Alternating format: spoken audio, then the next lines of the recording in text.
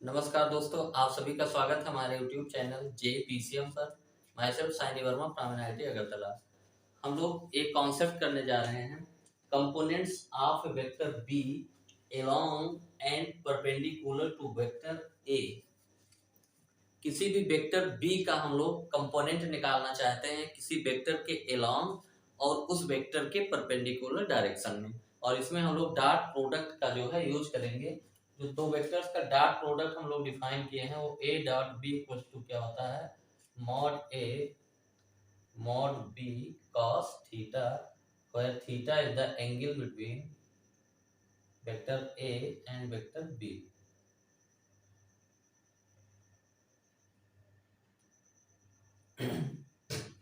Components of vector B का component हमको चाहिए वेक्टर ए के अलोंग और वेक्टर ए के परपेंडिकुलर डायरेक्शन में।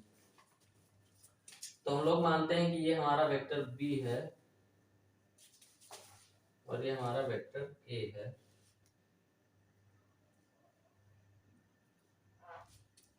ये वेक्टर बी है, ये वेक्टर ए है और ये कोई पॉइंट ओ है। Components of vector B along and perpendicular. तो बी का यहां से अगर हम लोग परपेंडिकुलर ड्रा कर लें, यहां से इस पॉइंट का नाम हम लोग ए दे देते हैं, इस पॉइंट का नाम हम लोग बी दे देते हैं। तो इस पॉइंट का नाम अगर हम लोग ये दे दें एम, तो ये वेक्टर जो OM होगा हमारा, ये वेक्टर बी का कंपोनेंट क्या होगा, ए के अलोंग, और ये वेक्टर हमारा जो MB होगा वो होगा इसके वेक्टर ए के परपेंडिकुलर बी का कंपोनेंट। तो इसमें हम लोग स्टार्ट करते हैं, let OA vector equals to A and OB vector equal to B vector, और ये जो है कुछ एंगल होगा इनके बीच का B and theta is the angle between vector A and vector B। हम लोग यहाँ से B से जो है हम लोगों ने OA पे परपेंडिकुलर ड्रा किया है। Draw a perpendicular from B to OA। OA पे हम लोगों ने B से एक परपेंडिकुलर ड्रा किया, which meet at point M। अब हम लोग कहेंगे कि जो OM हमारा है, OM is the component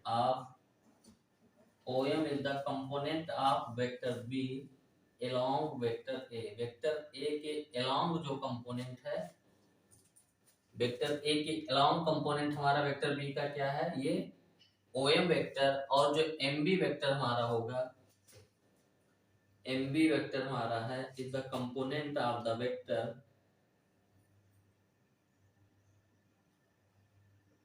B perpendicular to A। Vector A, तो दो वेक्टर हमारे A और B गिवन है, दोनों के बीच का एंगल थीटा है, और वेक्टर B का कंपोनेंट हमको चाहिए वेक्टर A के अलोंग कंपोनेंट और वेक्टर A के परपेंडिकुलर डायरेक्शन में कंपोनेंट।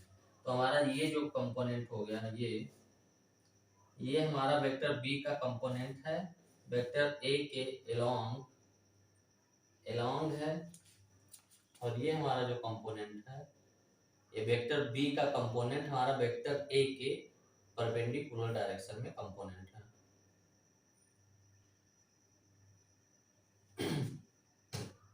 तो ये OM वेक्टर हम लोग ये इसको ड्रा करते हैं। अब हम लोग ट्रायंगल OMB में वेक्टर लॉ ऑफ एडिशन लगाते हैं। इन ट्रायंगल OMB, हमारा ट्रायंगल OMB में vector law of addition, vector OM plus vector MB equals to हमारा क्या हो जाएगा, vector OB। In triangle OMB by vector law of addition हम लोग क्या कह सकते हैं कि जो O M vector plus plus M B vector, O M vector plus M B vector equal to हमारा हो गया ओ बी वेक्टर। और इसमें हमको वैल्यू क्या पता है, ओ बी वेक्टर हमारा वेक्टर बी है, तो यानी vector B equals to O M plus M B vector.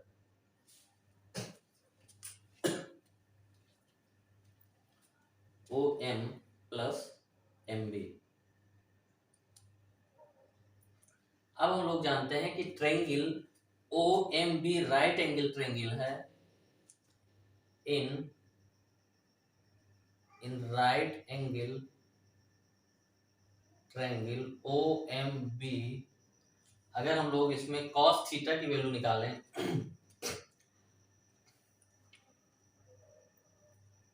cos theta की वैल्यू निकालें तो cos थीटा क्या होता है, बेस हमारा है ओ एम अपान हाइपोटेन्यूज हमारा है ओ बी। तो यहाँ से हमारा ओ एम इक्वल टू क्या आ गया, O M equal to O B cos theta. और ओ बी हमारा क्या होगा, ओ बी हमारा ये वेक्टर बी का जो है लेंथ है, ओ बी हमारा क्या है, वेक्टर बी का मैग्नीट्यूड। यानी ओ एम इक्वल टू हम लोग क्या लिख सकते हैं, मॉड बी कॉस थीटा। तो यहां से वेक्टर बी इक्वल टू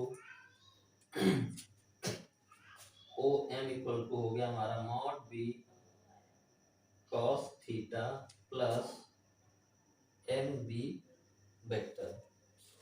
तो यहां से हमारा जो एम बी वेक्टर हमको जो चाहिए, M B vector equal to क्या हो जाएगा, vector B minus mod B cos theta.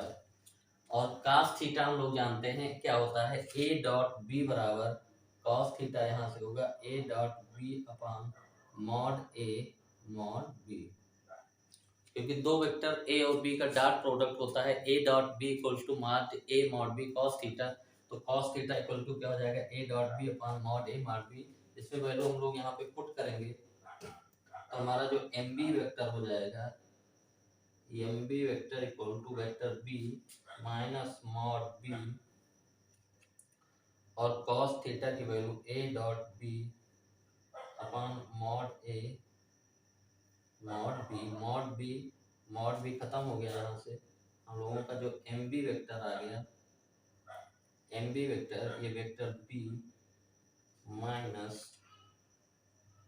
a dot B upon mod a। अच्छा, यहाँ से हम लोग जो एक थोड़ा सा मिस्टेक किए हैं कि जो ओ एम वेक्टर को हम लोगों ने मॉड बी कॉस थीटा लिख दिया, ओ एम को मॉड बी कॉस थीटा, ये तो मैग्नीट्यूड की बात होगी। लेकिन अगर ओ एम वेक्टर को हमको लिखना है, ओ एम वेक्टर, तो ओ एम वेक्टर का लेंथ क्या है, mod B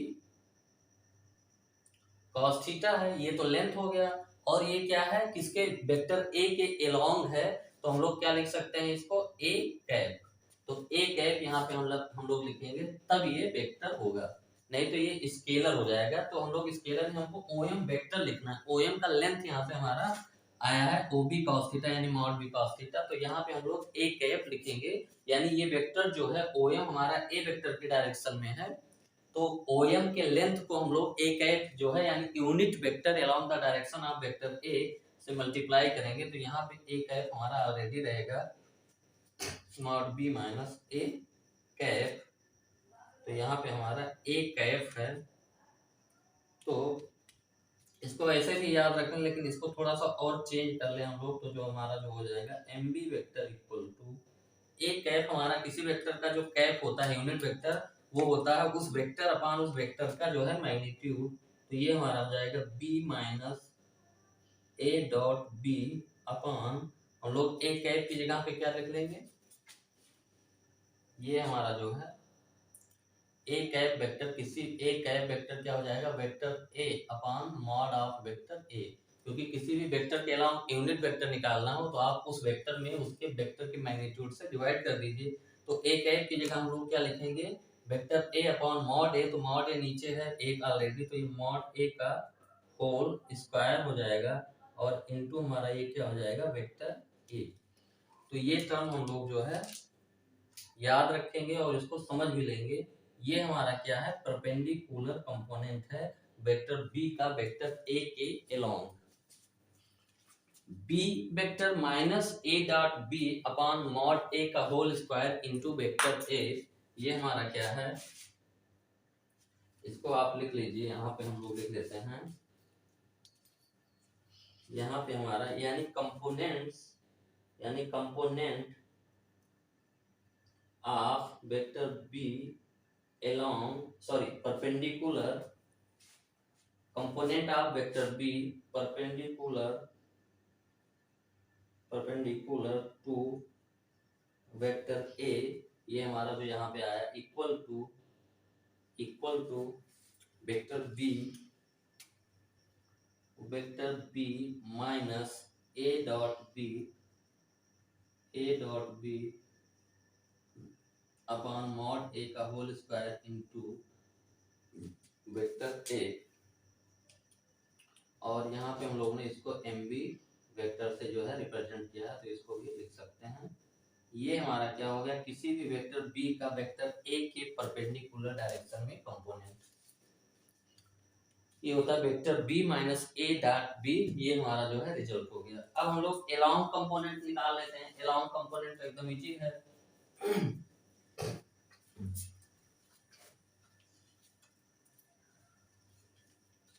component of B along जो है हमारा जो है ये ओएम वेक्टर ही क्या है, हमारा ओएम वेक्टर क्या है, ये component of vector B along vector A. OM vector ही हमारा क्या है, ये component of vector B along the direction of vector A. और हम लोग जानते हैं यहाँ से ट्रायंगल में लगाएंगे cos थीटा इक्वल्स टू क्या होगा, बेस ओएम अपॉन ओबी। यहाँ से जो ओएम हमारा हो जाएगा ओबी cos थीटा।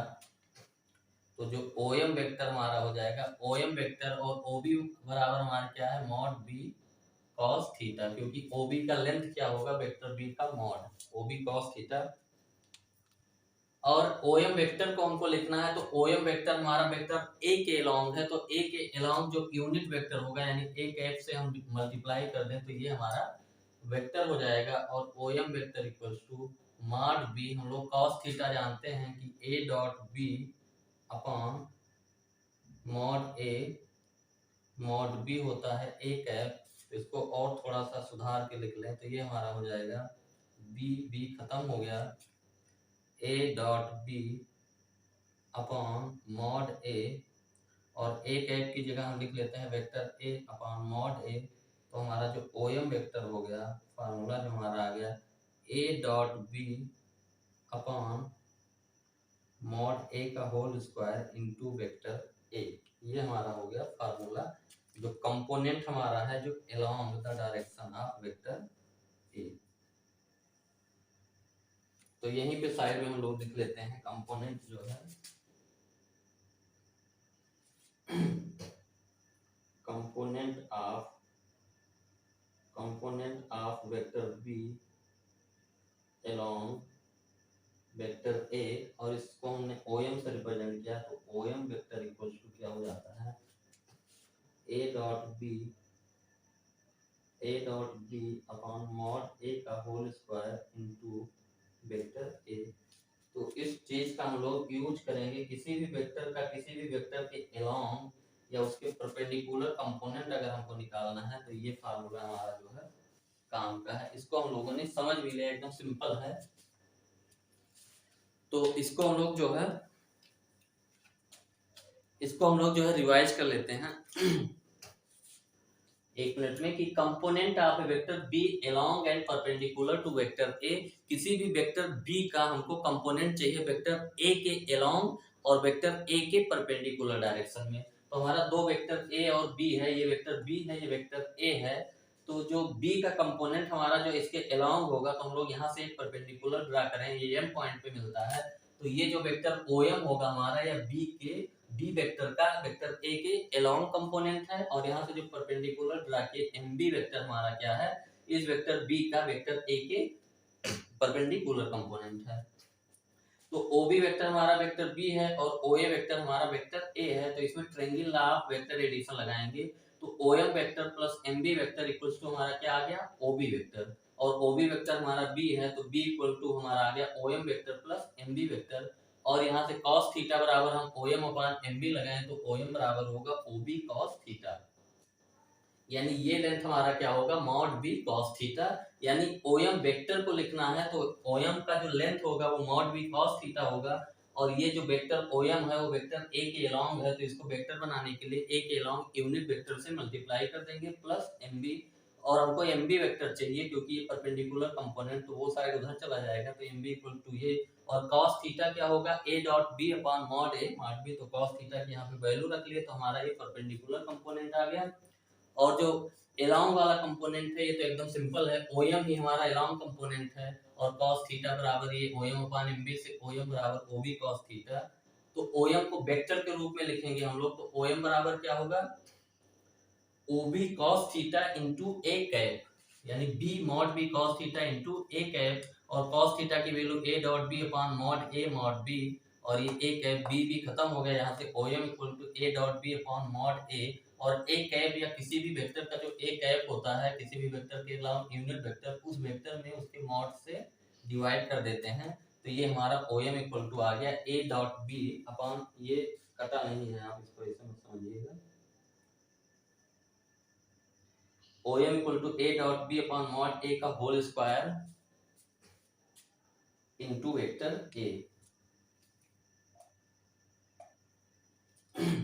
ये जो पॉइंट इसलिए हटा दे कि आप डॉट प्रोडक्ट कहीं ना समझने लगे, क्योंकि ये हमारा जो आएगा ये स्केलर आएगा और ये हमारा वेक्टर है, तो स्केलर और वेक्टर के बीच में डॉट प्रोडक्ट नहीं होगा, तो मल्टीप्लिकेशन में है तो सिंपली ऐसे लिखा है।